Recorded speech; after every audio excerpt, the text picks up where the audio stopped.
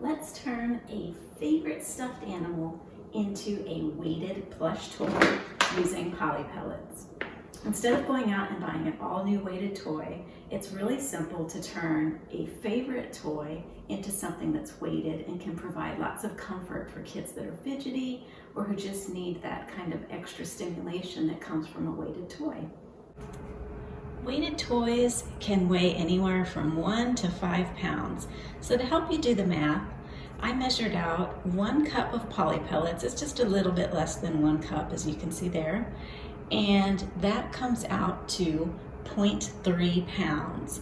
So to help you figure things out, you're going to want to use 3 cups to equal about 1 pound of weight. I'm going to start out by putting my Poly-Pellets into Ziploc sandwich bags. You could also use snack size bags. And all you do, I'm going to start with the one that I measured out here. Just put it in your baggie. Seal it, but be sure to get all the air out. So I like to leave one little corner open like that so I can push the air out. Like so. And then to be extra safe, I'm going to take a second baggie, put this one inside of it. This way if someone happens to get a little rough with their plushie, you don't have to worry about the bag ripping and pellets spilling out everywhere. So again, push all the air out. And there's our first little weighted packet. You can also use packaging tape to seal off that edge. And if you're really nervous about these spilling, you can tape off the whole thing to make it virtually rip-proof. So I'm going to make a couple of these little packets. I've decided to go with 1 pound, so that means I'm going to need 3 of my 1 cup baggies to equal 1 pound of weight. Now I'm going to use a seam ripper, or if you don't have one, you can use some small scissors, and we're going to choose a spot on the underside of our stuffed animal to open it up. So it really helps if it already has a cut line right down the middle, because that's perfect. This is exactly where I want to put my Poly-Pellets. So I'm going to find that stitch line and use my tool to carefully open it up. See, it doesn't take much.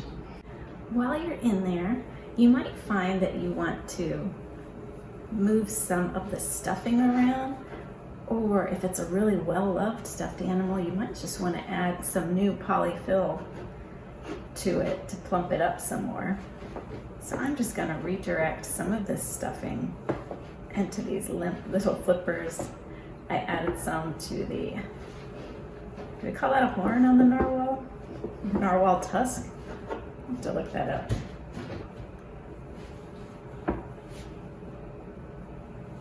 So I'm going to redistribute some of this stuffing around. And if you find, if it's a new plush and it's too full, you might even just want to take some out to make room for your beads, especially if you're adding more than 1 pound of Poly-Pellets. I've only got 1 pound here, so it's not going to take up much space, but if you were going for 2 or 3 or 4, it would be a lot more pellets. So I'll kind of create a cavity here where I can add my Poly-Pellets.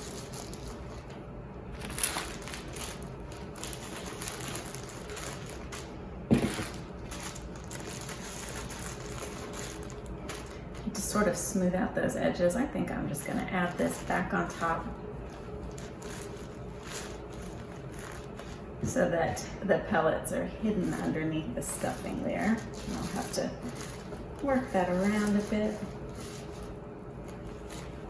So really you can customize this any way you want. And to finish it, it's really simple. We're just going to sew this seam back shut. Now, You know, if this is for a younger child, or maybe it's something that's going to get dirty and handled a lot, you could always put a zipper here instead, or you could put snaps or even Velcro, and that way you could open it up, take the pellets out, and wash it again. But I am just going to take my thread and needle and sew this opening back together.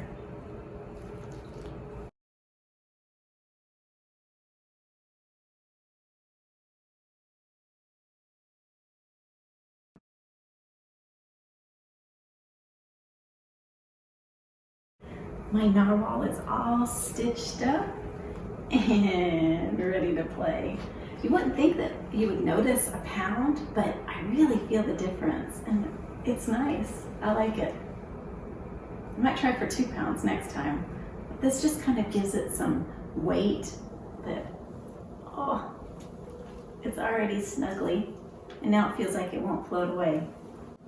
Have fun turning your favorite plushies into an adorable and helpful weighted plush.